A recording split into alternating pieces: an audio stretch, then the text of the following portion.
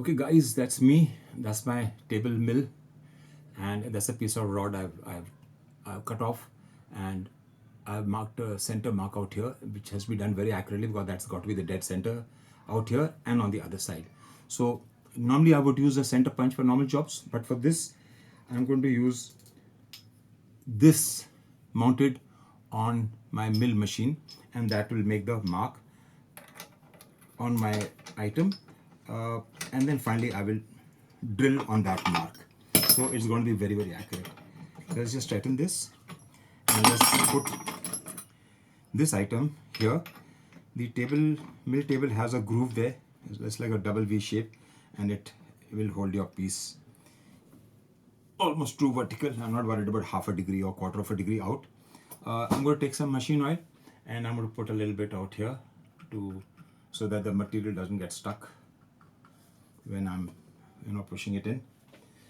Okay, let's put the machine on and let's get it down. And while I'm getting it down, I'm checking it for the center out here and out here so that it comes exactly on that mark. Alright, so that is perfect. And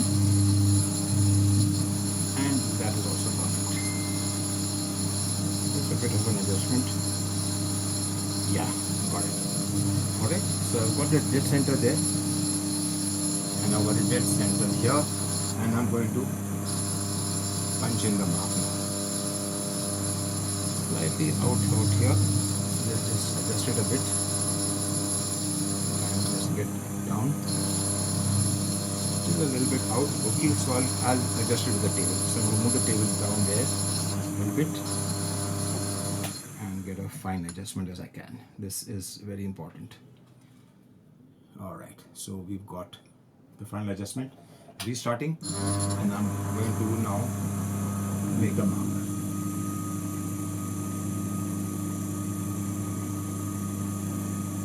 So there, I've got the mark so that the drill will center there automatically. I'm going to put the machine off and take it up a little higher up so I can put my drill bit into it. And let's open this. Let's get that out from there. Alright, so this can go out, and I'm now going to put this collet, which will take my drill. This drill is for the tap I want to do out here. Alright, so it's a little bit undersized for the thread that I wish to do. So I'm going to now push this in, and let's take that in a bit. Okay, let's take this up so that it's easier to put the drill bit through. Yeah, okay. And let's tighten this.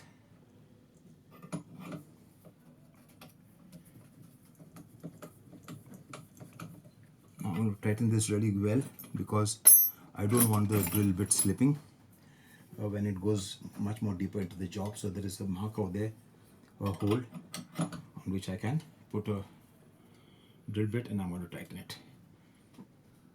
Yeah, that's it. So you've got that tightened, and take a bit of oil, and I'm going to oil this a bit from both the grooves. That should do it, and lower the bit. So the bit is coming down, and it'll go into that groove so that it doesn't wander. Otherwise, generally drill bits have a tendency to wander around and go all over, and then finally make a dent in the wrong place, and then keep on doing it. So I'm going to drill now through this.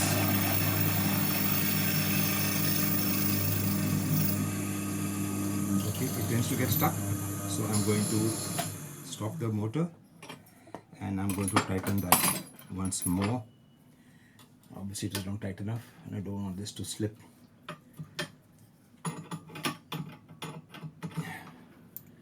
I could feel the drill bit slipping slightly, and I think I'll be able to tighten it better. Yeah. And a bit of oil once again. Always keep the bit oiled well. And let's get back to the drilling.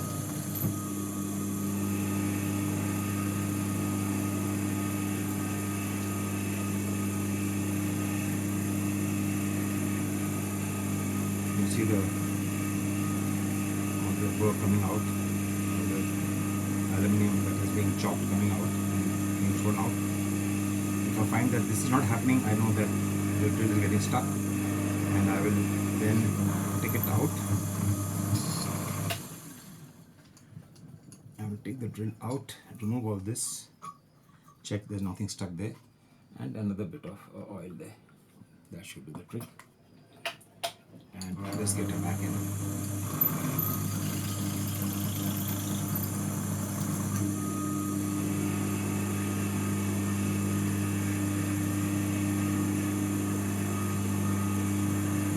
I want the depth till about here, which is about the length of the bolt that I will be using. Maximum. A little extra won't help because it's a very long piece, and let us see how much I've got.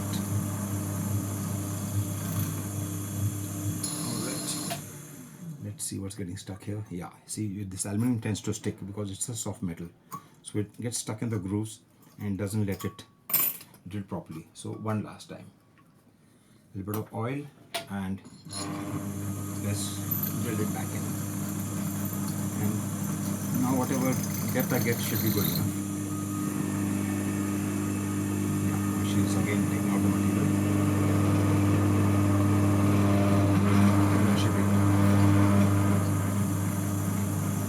Yeah, that's good now. I've got it till here. That's plenty. 20 mm, what I'm looking for. And just for this video, I'm going to take this out. Here in my hobby room, actually, that was another room, and I'm going to put this onto my table vise as vertically as I can, not critical. And now I have to tap it for M5. So I have these two. If you see that, I'm going to do it with this first and then with this, so that I get absolutely accurate and it goes in vertically. If I do it with this first and I do it wrong, it can mean serious trouble. So I'm going to tighten this out here onto this, nice and tight. Again, a bit of oil on these cutting threads, always a good idea. It works better. And I'm going to hold it vertically into that hole, as vertical as I can for the initial part, so that I guide it. Although the way it is made, it does do a bit of self-guiding also. So once I feel that it has taken up the slack and it is guiding itself, I will let it go in on its own. There, it's caught on, and now it will keep on going in absolutely straight. It's important that the initial part you do it as accurately as possible, and a little bit of reverse, and then carry on again. Okay, here we'll keep on going in till it comes to a stop, just so that the tab does not get stuck. You have to do a little bit of reverse turn every now and then, because the material tends to catch the threads and acts like a brake, and you can jam it.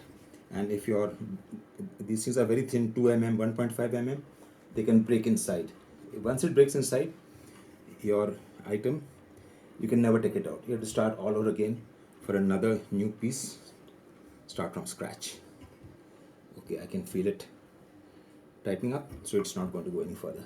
Yeah, that's as far as it will go. Just unwind it, unscrew it rather, and take it out. And be careful at the end, because there's a taper. You don't want to spoil the threads, because this thing is so sharp, you can spoil the threads. Let's unscrew this, and let us put this second piece that I was talking about. So the second piece goes in, and let's tighten this. Let's tighten. A little bit of oil as always, and now make sure that you're very, very gentle initially. You want the threads to match. Otherwise, if you're not careful, this piece can cut away the threads that you've already made. So now it's cutting its own threads deep inside where I left off with the other one. A little bit of anti-clock, and we try it. Okay, it's coming to an end. So that is it. That is the end. Now I've got clean threads all the way, and I don't have to worry about anything.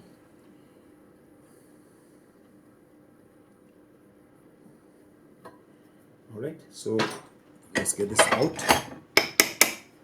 There you are, threads are made. If you want to check, the other bolts I'm making, and let us thread them in. There you go. Alright, there it goes in perfectly with a hand. Okay, so what we've done is I've already made 2 of them. I've shown you what I did before that. So I mounted it out here on the motor on the 2 parts only as yet. I've got the holes done there properly, and now all you have to do is I've already got the holes tapped and drilled and tapped over there, and then from here at the back the bolts are already in place. All I have to do is just put it into place, and we tighten it from here, one from the top and one at the bottom left. I've just done only for diagonally for a rough check, so that I know whether the cowl is going to be how far forward or back or whatever, to get an approximate idea. So for that, these are solid pieces, and the firewall is also solid, so really nothing to worry about that is going to sag or anything. Nothing is going to sag. So 3 ply and 3 pieces of ply epoxy together as a firewall, and I just tighten these now so that the motor does not move. And now I can check all the centering, and I can check whether my the center of shaft of my motor will come out from the cowl, because as the plate is offset to the left, and it's offset to the right and down, it is offset to the right and downwards, so that it gives you the right thrust and down thrust, and this part should stick out from the center of the cowl, which should be, this should be exactly aligned with the entire center line of the entire plane. So that's it.